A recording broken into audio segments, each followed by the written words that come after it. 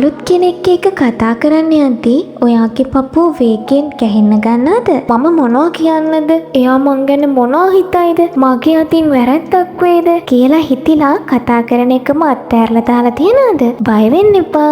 ඔයා විතරක් නෙවෙයි ලෝකෙ ගොඩක් අයට මේ ප්‍රශ්නේ තියෙනවා. හැබැයි අද මම ඔයාලට කියලා දෙන්න යන්නේ ඔයා කොච්චර ලැජ්ජාශීලී කෙනෙක් වුණත් ඕනෑම කෙනෙක් එක්ක බය නැතුව ආත්ම විශ්වාසයෙන් යුතුව කතා කරන්න පුළුවන් ප්‍රායෝගික රහස් 4ක් ගැනයි මේ වීඩියෝ එක ඉවර වෙනකම්ම බලන්න. මොකද අන්තිම රහස තමයි ඔයාගේ බය සම්පූර්ණයෙන්ම නැති කරන්නේ.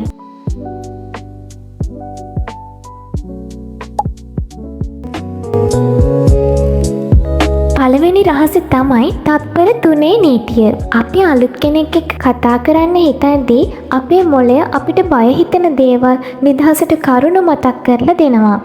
එයා කාර්යබහුල ඇති, එයා ගණන් උස්සයිද දන්නේ නැහැ වගේ දේවල්. ඒ නිසා අද ඉඳන් මේක try කරන්න.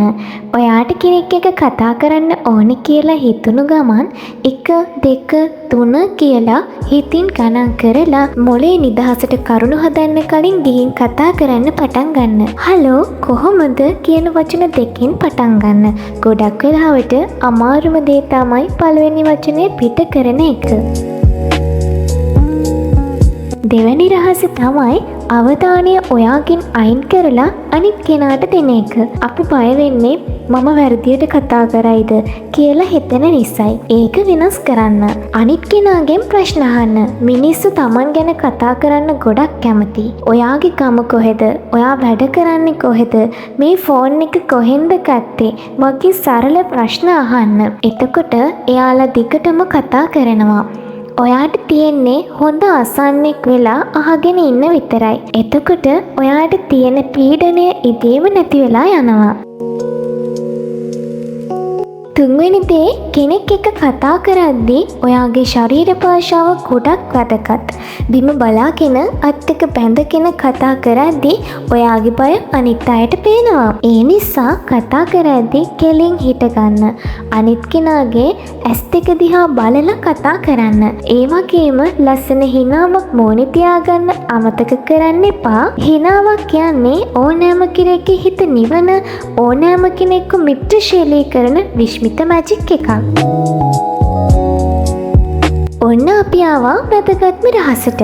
ඒ තමයි හැම දෙම පරිපූර්ණ වෙන්න ඕනේ නැහැ කියන එක තේරුම් ගන්න එක. ඔයා කෙනෙක් එක්ක කතා කරද්දී වචන පැටලෙන්න පුළුවන්.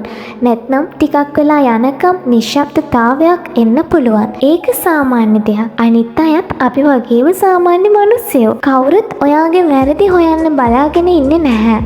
ඒ නිසා වැරදුනත් කමක් නෑ. ඒක විහිළුවකට අරන් කතාව දිගටම කරගෙන යන්න. බය නැති කරගන්න තියෙන එකම ක්‍රමය බය වුණත් ඒ දේ කරන එකයි. ඉතින් මේ දේවල් ටික අද ඉඳන්ම try කරලා බලන්න. ඔයා අනිවාර්යයෙන්ම වෙනස් වෙවි. ඔයාට කතා කරන්න අමාරු මොනේ කාත් එක්කද කියලා පල්ලෙහායින් කමෙන්ට් එකක් කරන්න. මේ වීඩියෝ එක වැදගත් කියලා හිතුණනම් like එකක් දාලා අපේ Pixanova LK channel එක subscribe කරන්න අමතක කරන්න එපා. ඊළඟ වීඩියෝ එකකින් හමු වෙමු. සුබ දවසක් වේවා.